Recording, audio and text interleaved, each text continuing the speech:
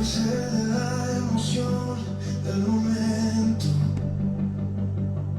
de buscar sentirte y luego caer, de contar testimonios sin cambio y seguir atado al ayer. Sí, sí, sí, sí. Todo lo demás se mueve y suelto el perfil y la imagen que no puede. No es un avivamiento, es un avivar en Cristo. No es un fuego de un rato, es caminar contigo. Más que un templo lleno, tú llenando mi domingo. No es un avivamiento, es una vida en Cristo.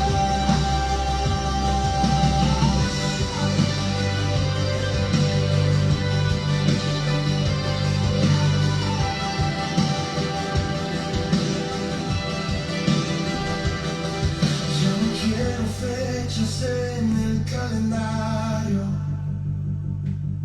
Quiero verte igual el martes también. Que mi casa sea tu santuario, más que un grito, obedecer. Si te tengo a ti, no persigo lo que me leo y firmo aquí. Mi rutina te pertenece. No es un avivamiento, es una vida en Cristo. No es un fuego de un rato, es caminar contigo. Más que un templo lleno, tú llenando mi domingo. No es un avivamiento, es una vida en Cristo.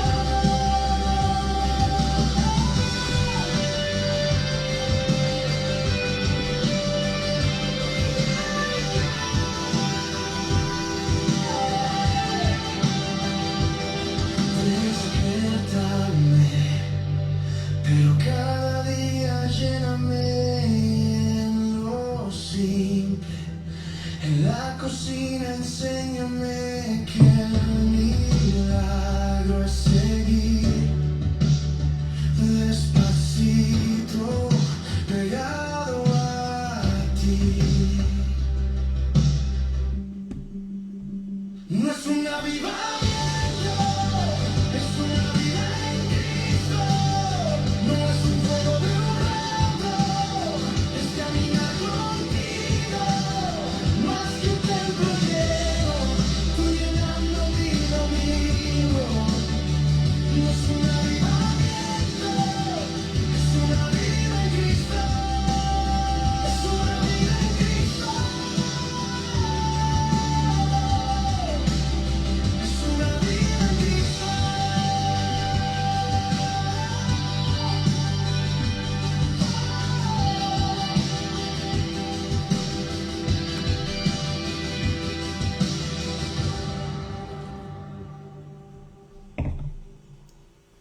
Pones otra más. Saludos, estimado Moisés Munive Contreras. Saludos hasta Bogotá, Colombia.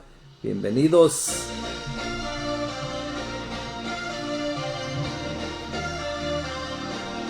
Somos en Cristo, como retoños en la rama, rama prendida al árbol, árbol con raíz profunda, junto a corrientes de agua viva que nos llama, agua que fluye por dentro, que no se cansa, que no se acaba. Siento en mi pecho ese latido que no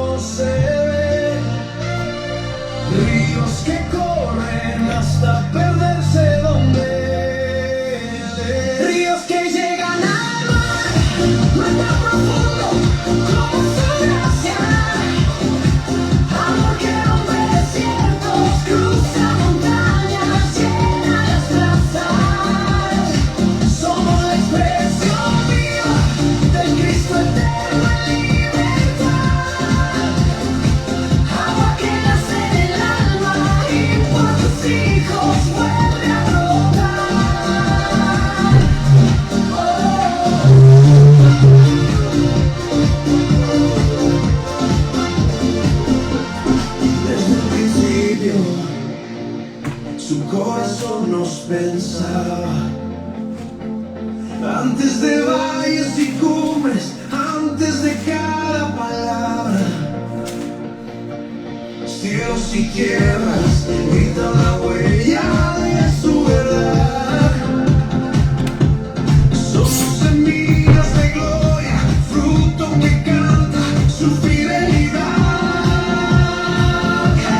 Siento en mi pecho ese latido que no se ve, ríos que corren hasta perderse donde ríos que llegan al mar, mar tan profundo como su gracia, amor que rompe desiertos, cruza montañas, llena las plazas. Somos la expresión viva del Cristo eterno en libertad, amor que nace del alma y por tus hijos vuelve a brotar.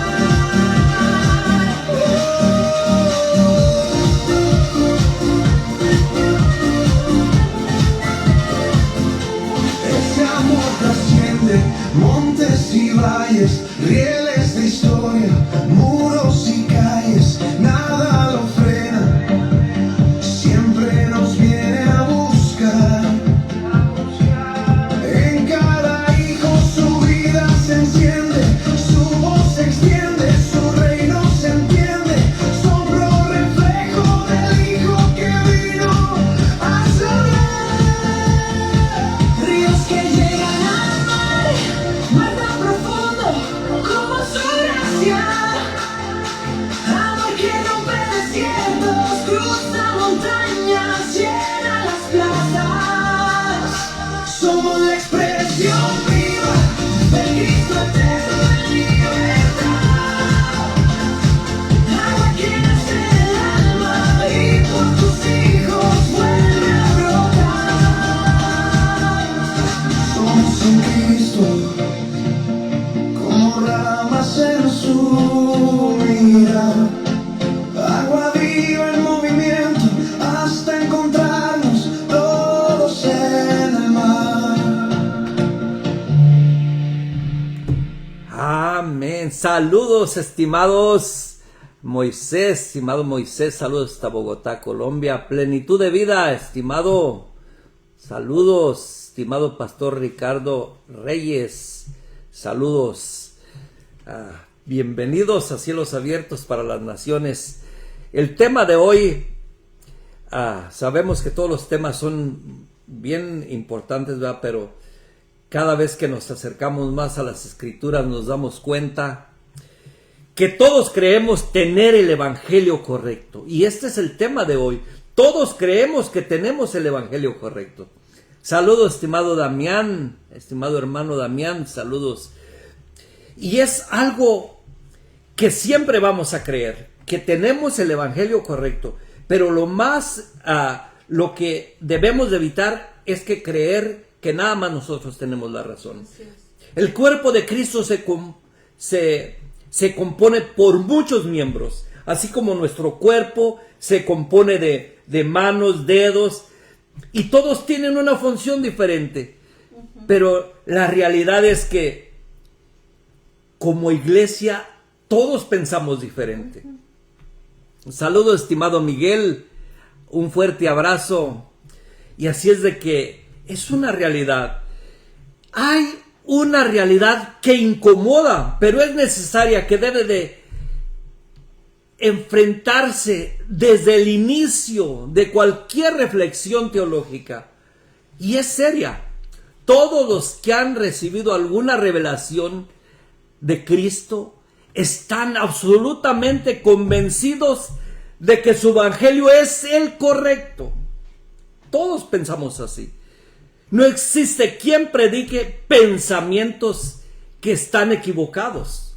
Todos predicamos con la certeza que estamos en la verdad. Así es. Con cada traducción, cada escuela, cada corriente, cada doctrina se afirma sobre la convicción de haber captado firmemente la verdad revelada. Este fenómeno no es moderno, es tan antiguo como la misma revelación, porque todos tenemos un alumbramiento. Noé, vamos a hablar un poquito de Noé. Noé recibió revelación de Cristo en figura, predicó esa revelación con plena convicción durante décadas sin ver fruto en su generación. Él no vio frutos en esa generación inmediatamente. Lo que Dios había mostrado era su todo lo que Dios le había mostrado, y nadie podía convencerlo de lo contrario.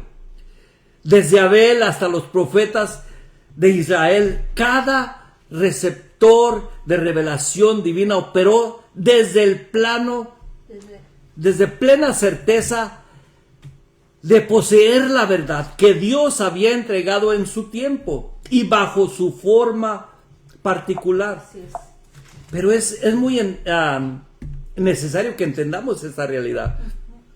Imagínense a Noé. Lo juzgaban de loco porque él tenía una revelación completamente diferente a los demás. Lo juzgaban de loco y decían, ese está loco, aquí ni llueve. ¿Cómo que va a haber un diluvio? El problema surge cuando una revelación posterior más plena y más definitiva irrumpe la escena histórica. Cuando el problema surge cuando una revelación posterior más plena y más definitiva irrumpe la escena histórica. Aquello que han edificado su identidad, su comodidad, su cosmovisión sobre la revelación anterior.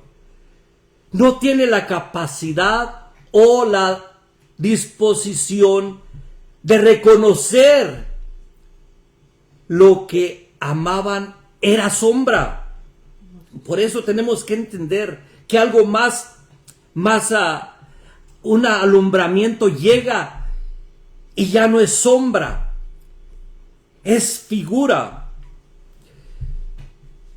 Por eso tenemos que entender esta realidad de reconocer que lo que amaban era sombra, no sustancia. Lo que custodiaban era pedagogo, no destino. Esta tensión en el corazón mismo de la dificultad de Pablo enfrentó en cada ciudad, en cada sinagoga, en cada iglesia de su ministerio. A él lo juzgaban por hereje. Tuvo conflictos porque él sabía la ley, él estuvo en la ley, pero cuando se le reveló la verdad, dejó la ley a un lado. Lo dejó todo. Dejó todo, lo desechó, lo consideró como basura. Por eso el conflicto dominante en las cartas paulinas, al recorrer la literatura paulina con ojos atentos al contexto histórico y la polémica interna de cada carta, emerge un patrón que no puede ignorarse. El conflicto más recurrente, el enemigo más constante de Pablo, no era el libertinaje pagano, la inmoralidad de los gentiles. Ese no era su enemigo. Era la presión sistemática de individuos que intentaban mantener, imponer y reconstruir elementos del sistema mosaico como mezclas y requisitos para la justicia, la santidad o la aceptación delante de Dios. Ellos creían que lo estaban haciendo bien. Estos individuos a quienes Pablo y la tradición teológica posterior identifican como judaizantes. No eran simplemente judíos que no creían en Jesús. Muchos de ellos confesaban a Cristo. Wow. El problema no era la negación de Jesús, sino la subordinación de Cristo a la ley. Para ellos Cristo era necesario, pero insuficiente.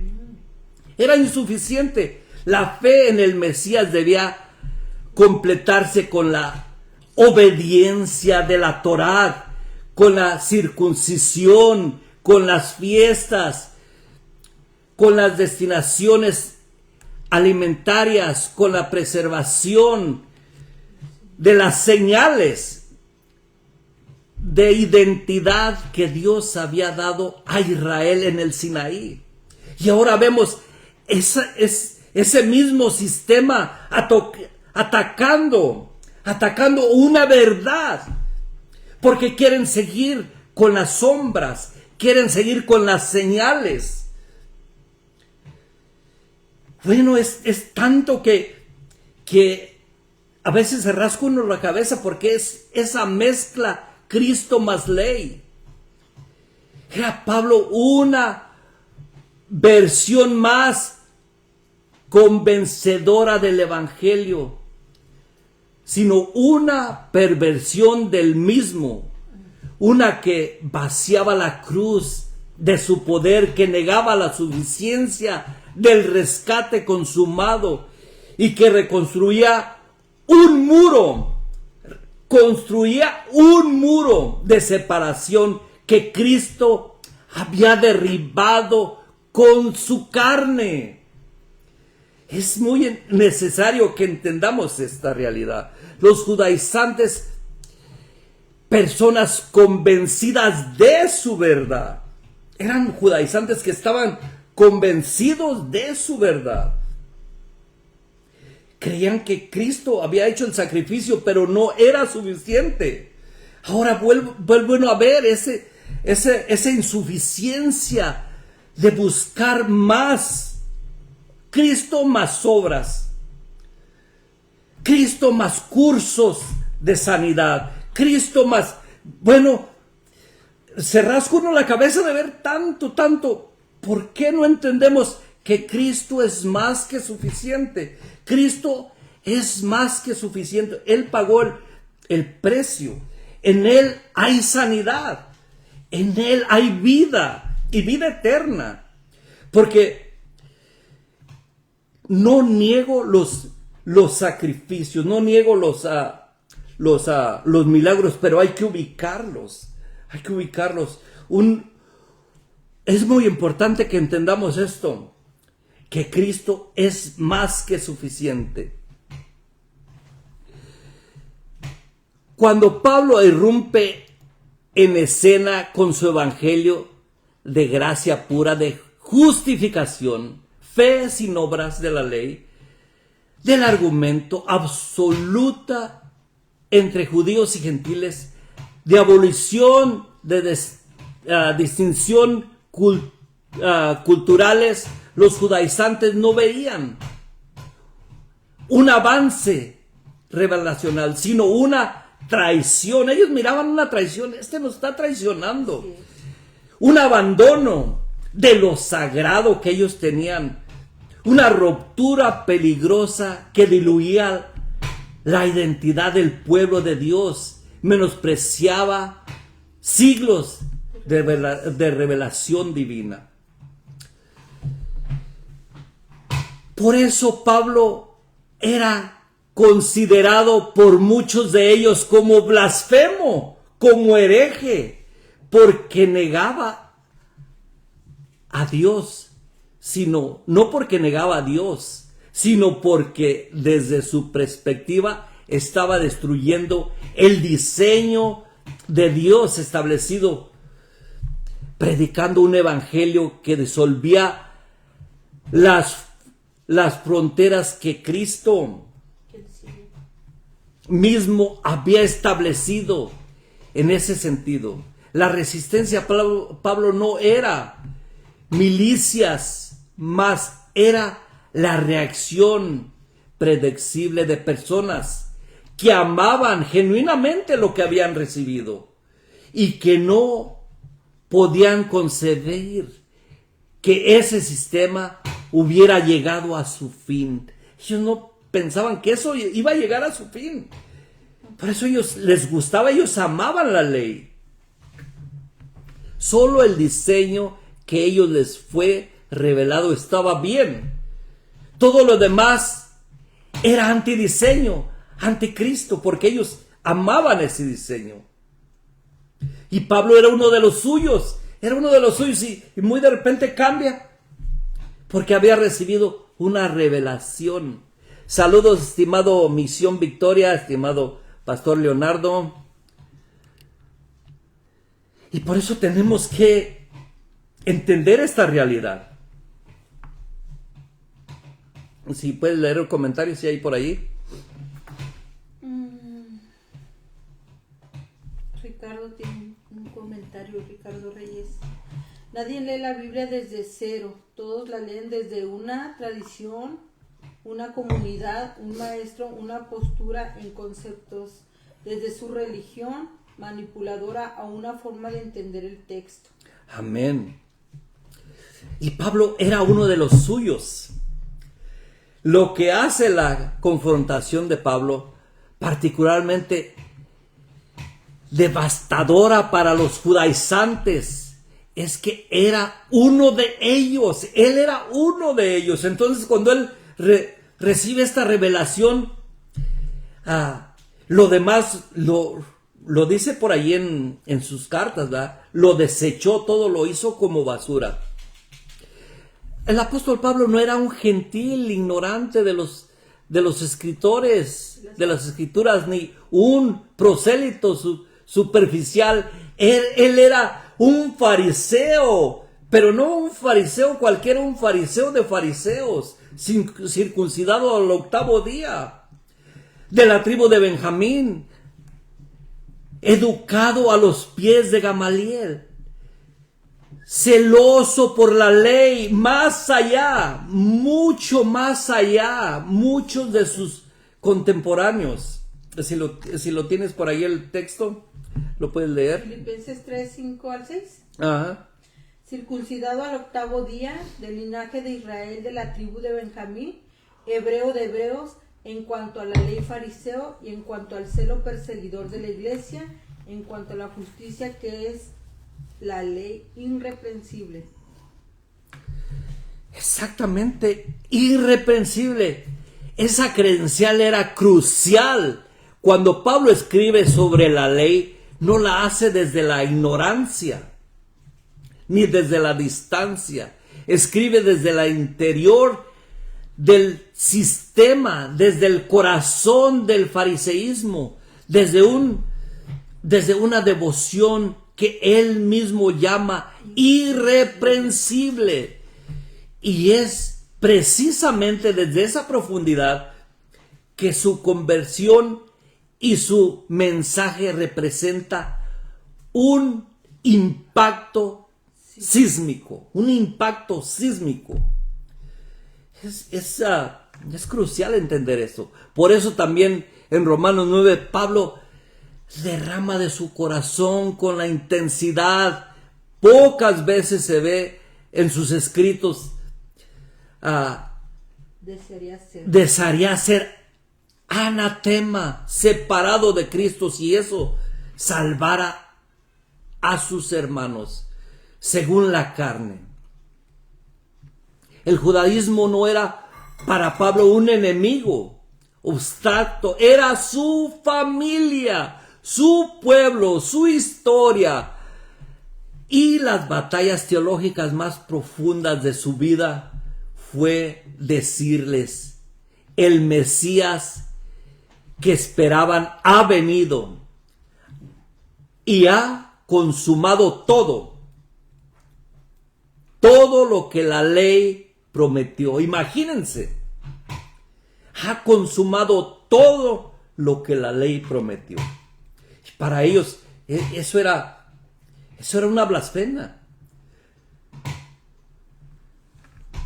Por eso supremacía de Cristo sobre la ley y el argumento central. Ahora, a lo largo de todas las cartas, Pablo desarrolla con una consistencia asombrosa una sola gran tesis. Cristo, el fin, el telos, la consumación de la ley. No es su destrucción arbitraria, sino su cumplimiento orgánico y definitivo. La ley apuntaba hacia Cristo. Cristo es el cumplimiento, es su destino. Porque el fin de la ley es Cristo, para justicia de todo aquel que cree. Amén. Si lo tienes por ahí. Dice Romanos 10:4. Porque el fin de la ley es Cristo, para justicia a todo aquel que cree. Amén. Este versículo concentra una de las afirmaciones más radicales de toda la literatura paulina.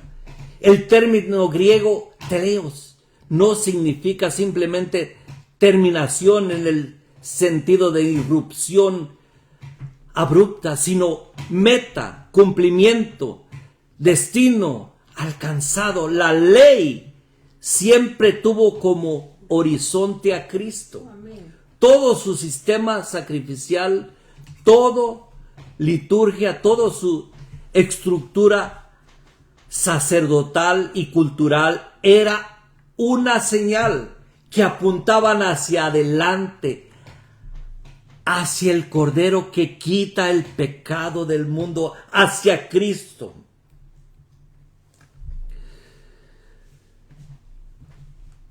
Si tienes por ahí Colosenses 2:14. Amén. Dice, anulando el acta de los decretos que había contra nosotros, que nos era contraria, quitándola del medio y clavándola en la cruz. Amén, amén.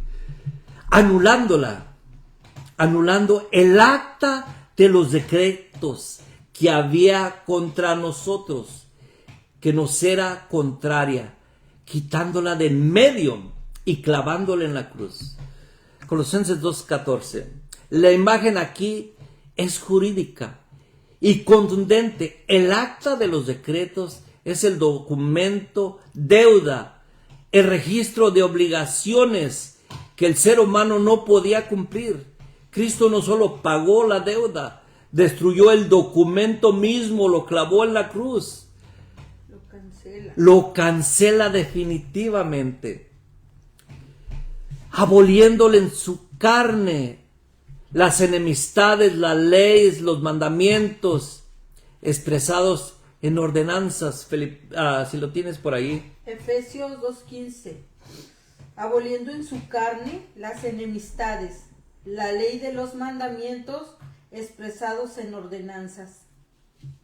Amén. Efesios 2:15 es quizás el texto más directo de todos. Pablo no habla aquí de abusos de la ley ni de interpretaciones erróneas. Habla de la ley misma como algo que Cristo abolió en su carne.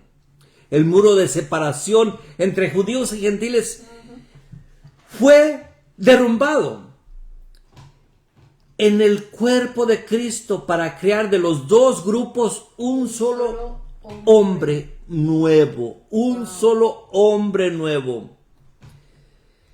Es glorioso cuando entendemos esta realidad.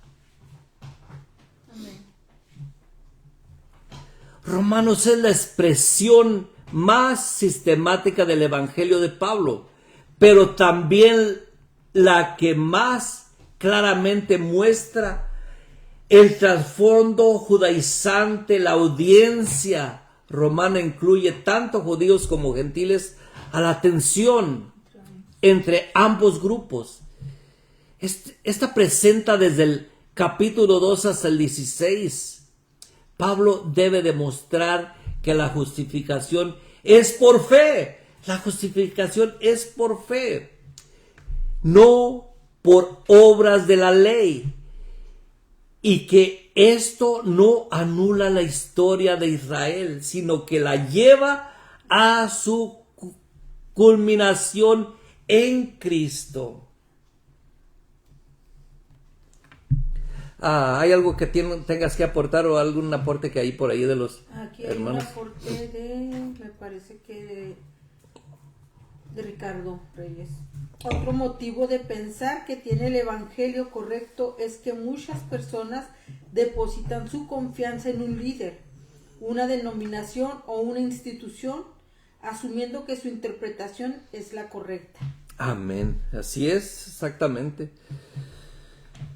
Si hay una carta que evidencia con mayor crudeza el conflicto con los judaizantes es Gálatas. Pablo no comienza con acción de gracias en esta carta. No comienza con acción de gracias como en sus como la acostumbra. Comienza con asombro, escandalizado. Me maravillo que tan pronto hayáis alejado de que os llamé por la gracia de Cristo para seguir un evangelio diferente. El peligro era tan agudo que Pablo pronuncia una maldición doble sobre quien predique un evangelio diferente.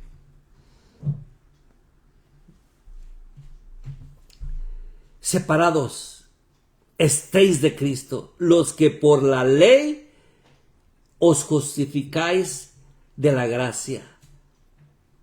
Habéis caído. Si la tienes por ahí, Gálatas 5:4. Gálatas 5:4 dice: separados estáis de Cristo, los que por la ley os justificáis de la gracia, habéis caído.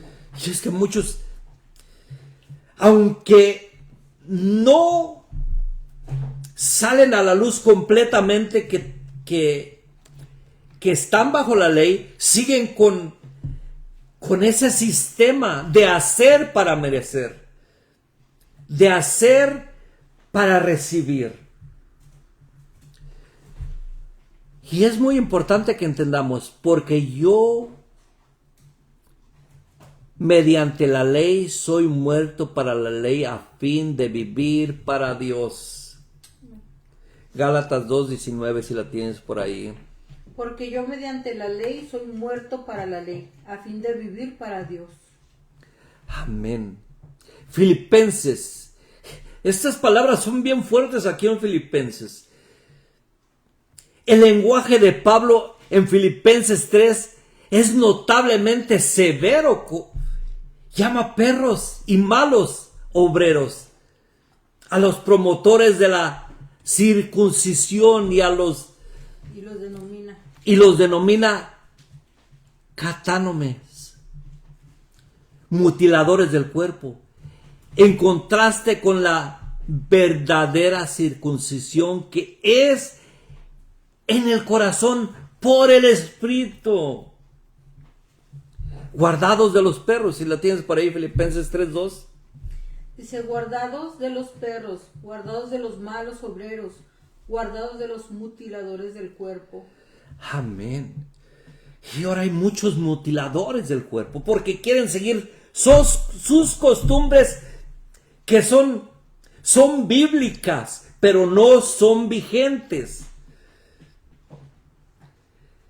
No son vigentes. Colosenses, la suficiencia total de Cristo. En Colosenses Pablo responde a una amenaza teológica compleja que combinaba elementos judaizantes con especulaciones filosóficas. La respuesta de Pablo es elevar a Cristo al máximo, a la máxima altura posible, cabeza de toda potestad y autoridad, en quien habita corporalmente toda la plenitud de la deidad. Imagínense, toda la plenitud de la deidad. No se necesita más.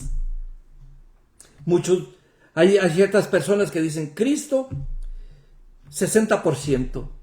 Nosotros, 40%. Amén. Y no es así. Cristo es el todo en nosotros. Si lo tienes por ahí, Colosenses 2, 16 al 17. Dice, por tanto, nadie os juzgue en comida o en bebida o en cuanto a días de fiesta, luna nueva o días de reposo, todo lo cual es sombra de lo que ha de venir, pero el cuerpo es de Cristo. Amén. Por nadie os juzgáis en comida, en bebida o en cuanto a días de fiesta, una nueva o días de reposo, todo lo cual es sombra de lo que había de venir, pero el cuerpo es Cristo.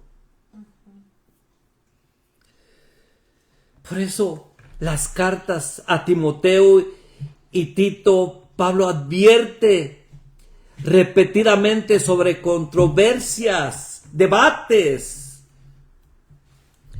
que emergen del judaísmo, las genealogías interminables y las fábulas judaicas mencionadas no solo adornos literarios, son referencias concretas a las preocupaciones del judaísmo por la pureza del linaje y por las tradiciones rabínicas que comenzaban a infiltrarse en las comunidades creyentes. Si tienes por ahí Tito 1:14. Dice, no atendiendo a fábulas judaicas ni a mandamientos de hombres que se apartan de la verdad. Amén. No atendiendo a fábulas judaicas ni a mandamientos de hombres que se apartan de la verdad. Y es lo que vemos siempre. Eso se ha visto siempre. Pero sabemos que la ley es buena, si uno la usa legítimamente. 1 Timoteo 1:8, si lo tienes por ahí. Así es, dice, pero sabemos que la ley es buena si uno la usa legítimamente. 1 Timoteo 1:8. Una distinción necesaria, legalismo versus la ley misma.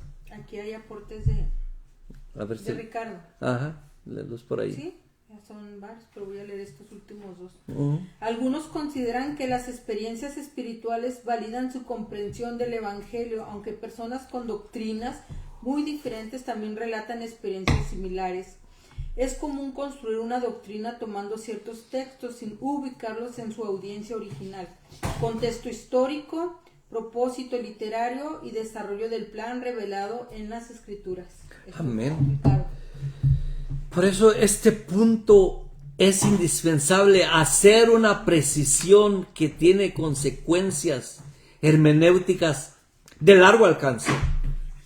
Pablo no luchaba contra la ley como revelación divina, luchaba contra el legalismo, el uso de la ley como sistema de justificación en la era inaugurada por Cristo. Esa distinción, aunque sutil, es decisiva para entender correctamente el argumento paulino. Por eso entendemos que la ley fue dada por Dios. Es santa, justa y buena. Romanos 7:12. Fue una de las manifestaciones de la voluntad divina para un pueblo específico. No era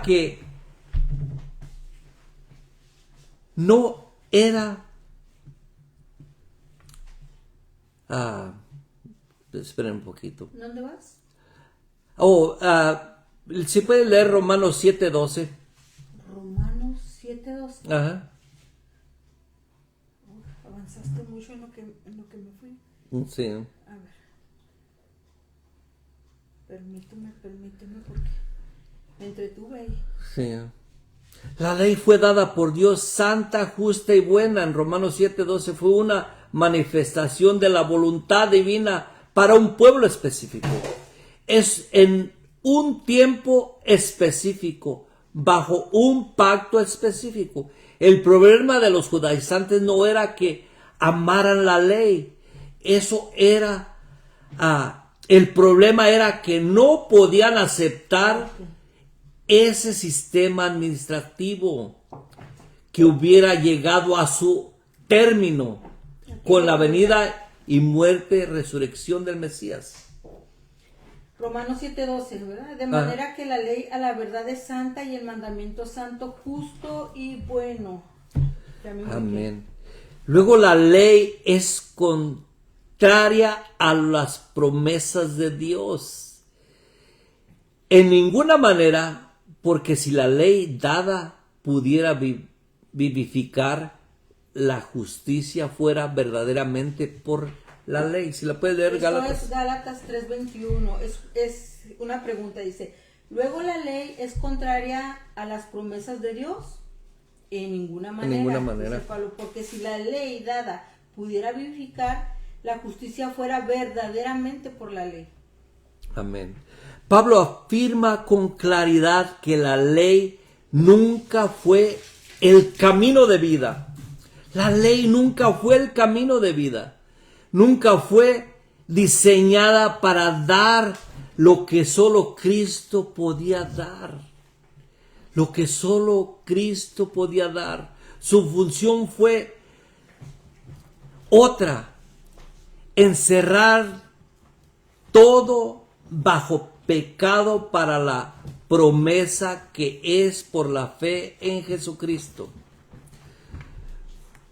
Fuera dada a los creyentes pedagogo, no destino señal, no sustancia, sombra, no cuerpo.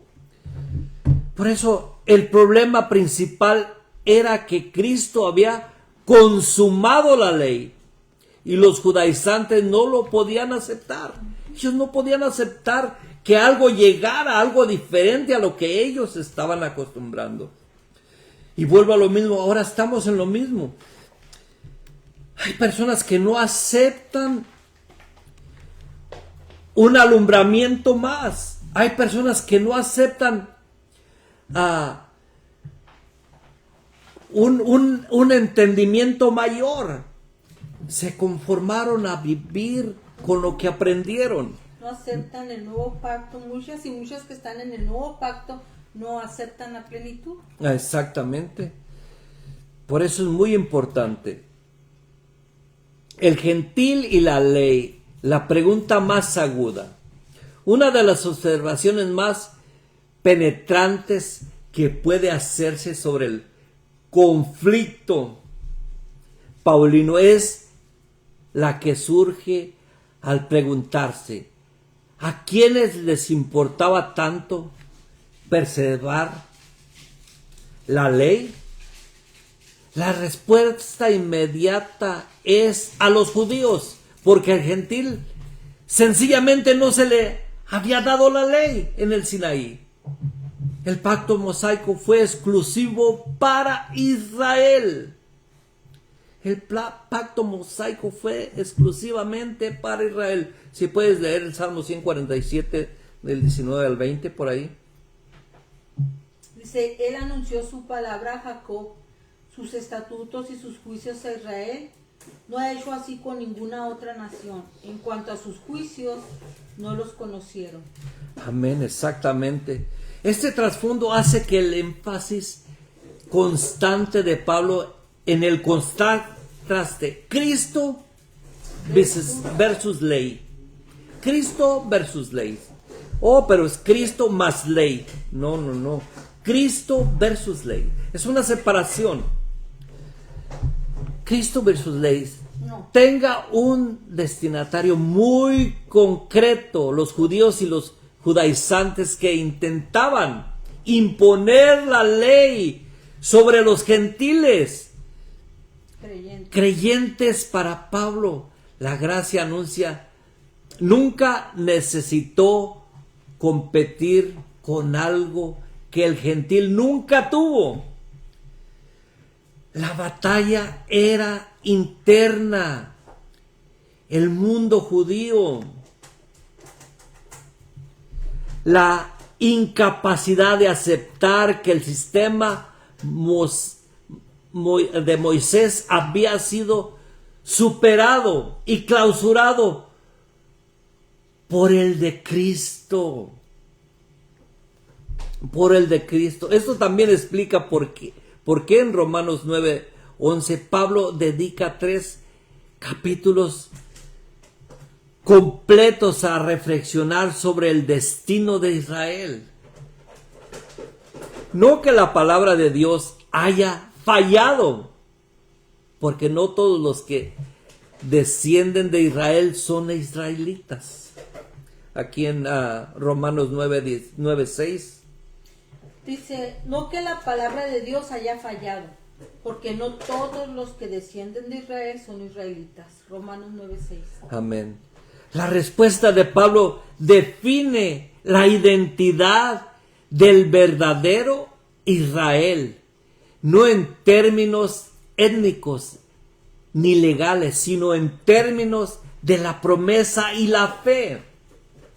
El mismo principio que ha regido siempre la relación de Dios con su pueblo, el mismo que opera en Cristo, no las obras, sino el que llama.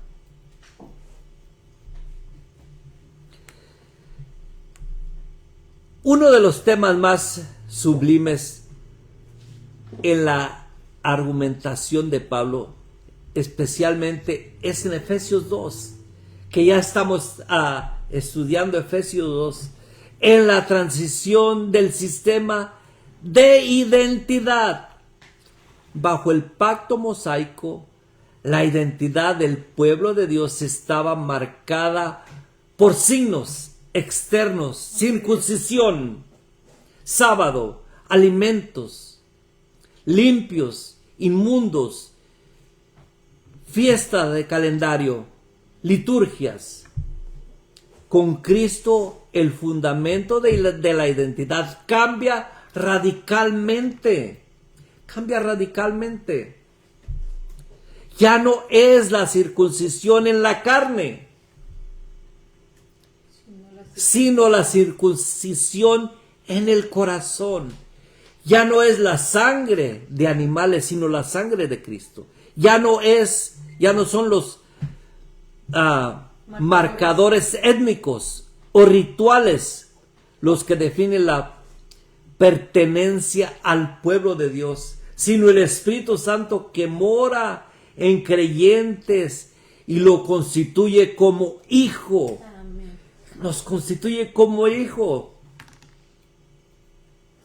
Por eso tenemos que entender que ya el Espíritu no andamos buscando la llenura, no andamos buscando hablar en lenguas para recibir al Espíritu Santo, como muchos creen. Muchos creen que tienen que hablar en lenguas para recibir el Espíritu Santo. Si no hablan en lenguas, no has recibido el Espíritu Santo. Es una locura esto.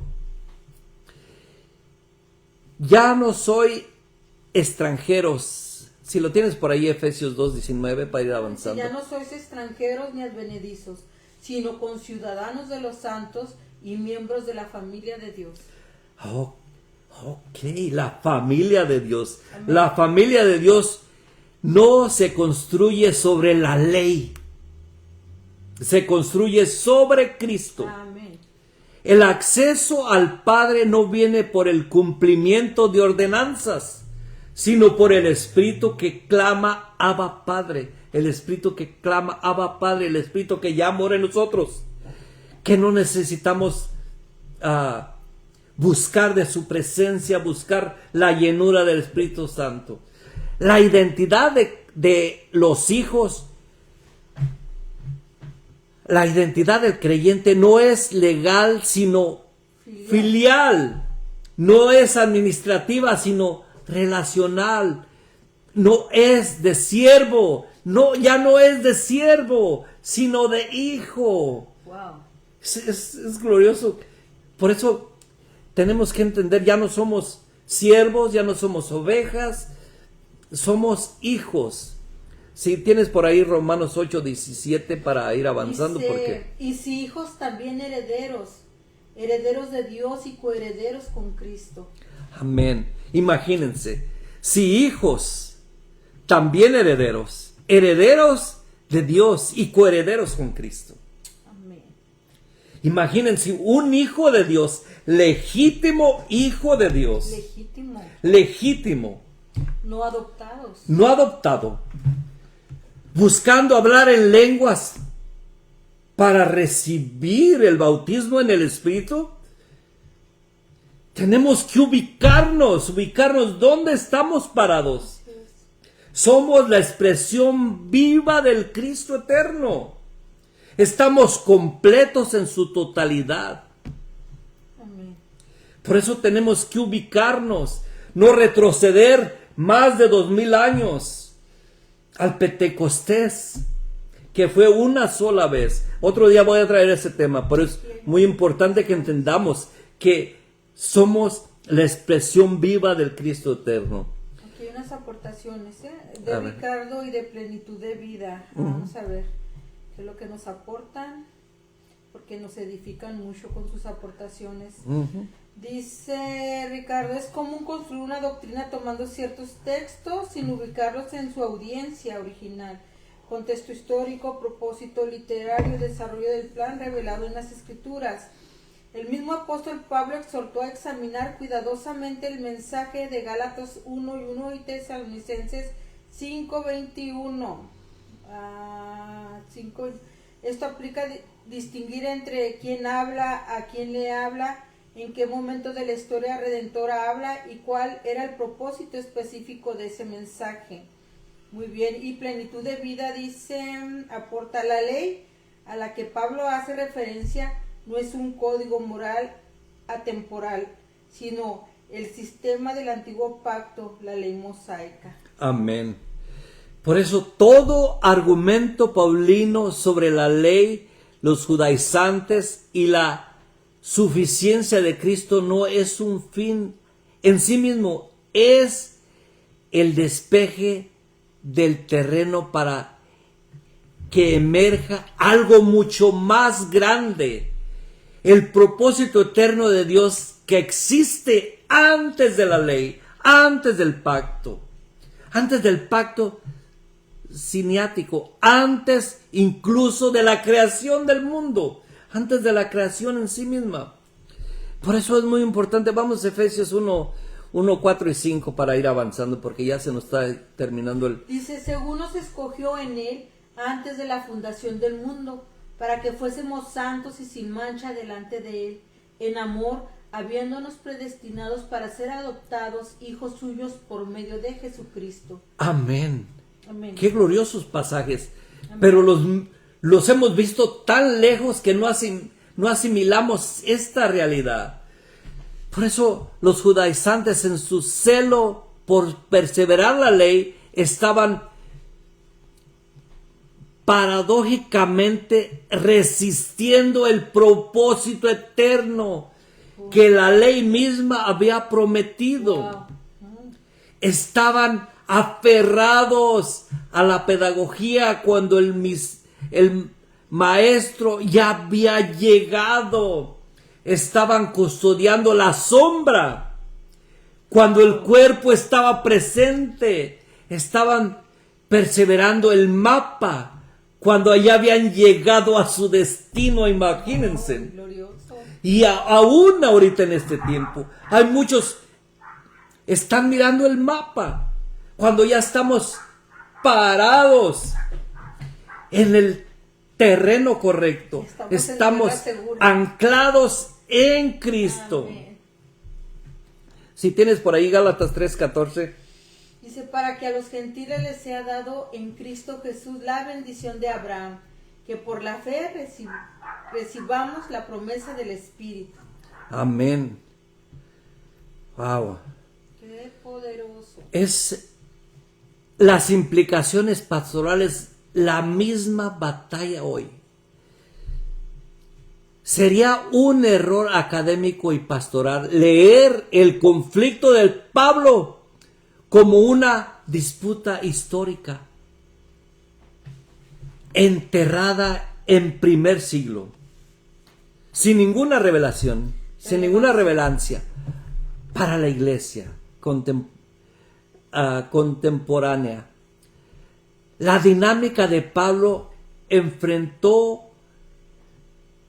se repite en cada generación bajo formas diferentes, se sigue repitiendo de formas diferentes. ¿Los mismos conflictos? Sí, los mismos conflictos. Sigue habiendo más conflictos y siempre va a haber conflictos. Que yo tengo la doctrina correcta, que yo esto otro. Pero tenemos debemos de entender que Dios nos da todo el vislumbre, pero unos tienen más amplio la revelación, otros ahí vamos menos, pero igual todos estamos en el Señor. Amén. El error más grande que podamos cometer es llamar a alguien ignorante y creer que yo lo sé todo. Ese es el error más grande. Cada vez que un sistema religioso, sea cual sea su tradición, coloque el cumplimiento de rituales, reglas y membresías, performance o requisitos institucionales como condición para la plena aceptación de Dios. Esto está reproduciendo la lógica judaizante. El problema no es exclusivo de la circuncisión y el sábado. El problema es universal. La religión que confunde el medio con el fin, las sombras con el cuerpo, el siglo con la realidad. Tenemos que entender que estamos en una realidad. Por eso es muy importante que entendamos esta realidad. En la iglesia contemporánea, el espíritu judaizante puede manifestarse de múltiples formas. Puede ser el énfasis en prácticas, liturgias específicas como marcadores de la verdadera espiritualidad. Puede ser la insistencia en ciertos patrones de adoración como requisitos para la lingüística eclesia. Puede ser la instrucción de identidad cristiana sobre la base desempeño espiritual mediante. Así, la batalla más constante de Pablo no fue contra el pecado, sino contra intento de regresar a un sistema administrativo que Cristo ya había consumado. Cristo ya había consumado la ley. ¿Algo más que quieras agregar? ¿No? Hay más aportes porque ya estamos llegando al fin. Hay muchos aportes aquí. Tenemos de Ricardo bastantes aportes. A ver, que ya me perdí aquí. Voy a leer el de nuestro hermano Damián y luego ya ahí le sigo con Ricardo. Amén. Actuamos por medio del Espíritu Santo, el cual mora en nosotros, dice nuestro hermano Damián. Y aquí Ricardo dice, comprendemos esto. El Evangelio siempre apuntó hacia una persona que es Cristo eterno. El centro nunca fue una religión, nunca fue una organización, nunca fue una denominación, nunca fue un sistema doctrinal. A quien apunta con exactitud es a Cristo. Las escrituras no existen para producir expertos en doctrina, sino para revelar al Hijo. Amén. Perfecto. Exactamente. Aquí está Moisés, dice, así se habla. Sí. Y luego dice aquí Ángel Álvarez, dice, fuerte abrazo a todos. Amén, fuerte abrazo, estimados. Ya casi estamos terminando. Bueno, ya casi vamos a cerrar, pero nos queda mucho por seguir aprendiendo. Por eso lo que habían recibido, el pacto era su todo. La ley era su identidad. las fiestas, la circuncisión, el sábado y todo esto era el lenguaje en el que habían aprendido a conocer a Dios. Era su totalidad. Cuando Pablo llega con su evangelio disruptivo, la resistencia que encontraba no era de personas que odiaban a Dios, sino la de personas que lo amaban según la revelación que habían recibido. La tragedia no era su devoción era admirable. La tragedia era la incapacidad de reconocer la revelación que tanto amaban. Había sido diseñada desde siempre para apuntar hacia algo más. Ellos creían que estaban en lo correcto. Este reconocimiento debería producir en nosotros superioridad. No debería de reproducir superioridad, sino humildad.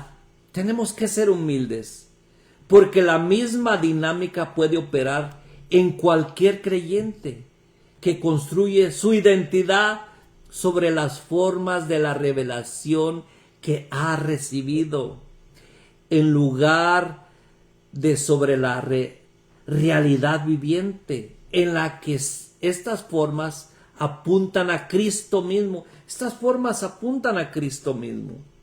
Así es de que, en lugar de sobre la realidad viviente a la que esas formas apuntan a Cristo, en quien habita, ¿qué habita? En quien habita toda la plenitud de Dios. Toda, no solo poquito. Porque, dice el apóstol Pablo, porque para mí el vivir en Cristo es Cristo. Es Cristo. Porque para mí el vivir en Cristo, el vivir es Cristo y el morir es ganancia. Así es de que glorioso estos apuntes que estamos entendiendo, pero por eso tenemos que entender esta realidad. Así es de que fuerte abrazo los que están por ahí conectados. ¿Quieres poner un canto para ir cerrando? Vamos a escuchar un canto por aquí para ir cerrando. ¿Quieres, my love? Si quieres poner Cielos Abiertos. Acuérdate que 2, 3 no salieron completas. Y a veces pongo unas que se traban todas. Pero ya las voy a elegir bien, vas a ver. Ya las voy a elegir. Nada más que tengo que... Por eso, ya vamos a concluir. Ahí está.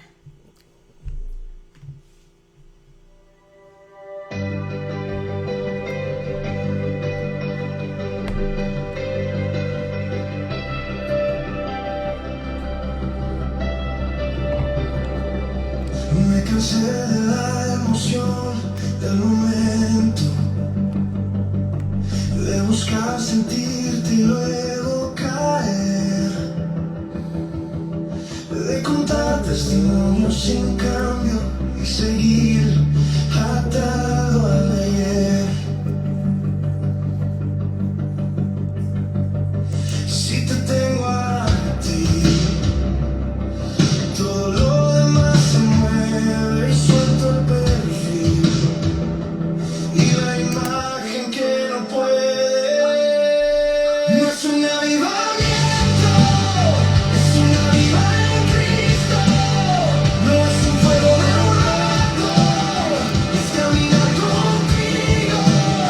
No es que un templo lleno, tú llenando mi domingo. No es un avivamiento, es una vida en Cristo.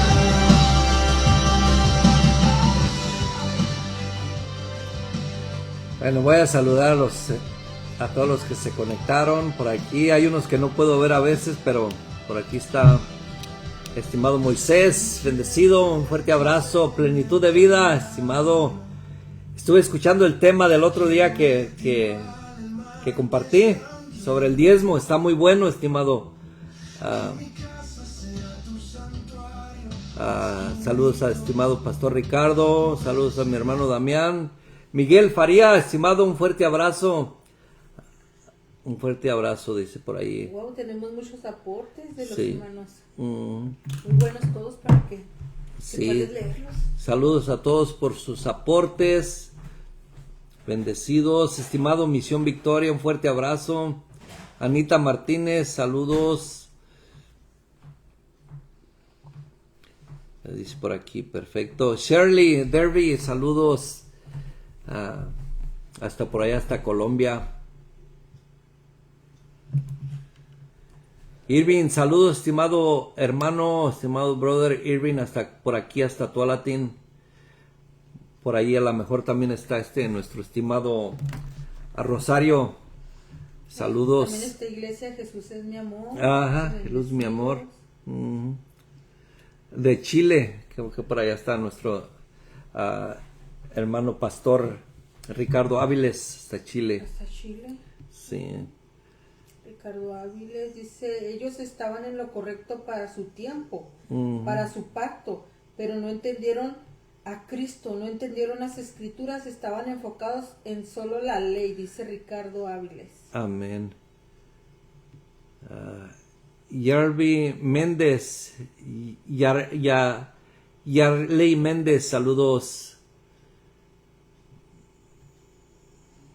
A veces no los alcanzo a ver a todos, pero ahí si tú puedes ver a alguien que no he visto. Hay un aporte que con esto terminó Ricardo de apoyarnos con los aportes. Dice, termino con esto, queridos. Tal vez la razón por la que existen tantas interpretaciones no es que las escrituras sean confusas, sino que con frecuencia las abordamos intentando confirmar lo que ya creemos. El intérprete maduro no se acerca al texto para defender una tradición, sino para dejarse corregir por él.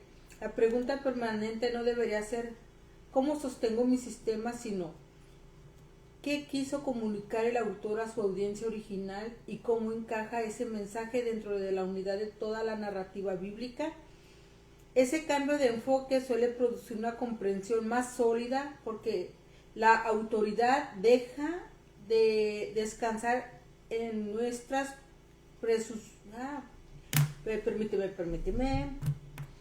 en nuestras presuposiciones y vuelve al texto mismo leído en su contexto y en el desarrollo completo de la revelación. Un fuerte abrazo. Sí. Fuerte abrazo, estimados. Nos vemos Para la próxima. Este sábado. Continuamos con nuestro amigo, hermano, maestro Ángel Álvarez, y va a ser súper. Nos vamos a gozar como siempre. Así es de que vamos avanzando. Como digo yo, muchos me dicen que soy ignorante. Digo, sí soy. No lo niego porque estoy desaprendiendo para aprender. Y sí, es cierto, no sé. Sí, claro. No sé. No, Por eso estamos aquí, para aprender. sí, y eso no me ofende cuando me dicen que soy ignorante, que soy... bueno, tantas cosas que me dicen, pero oro por ellos. Así es de que un fuerte abrazo, bendecidos. Nos vemos este sábado, bendecidos.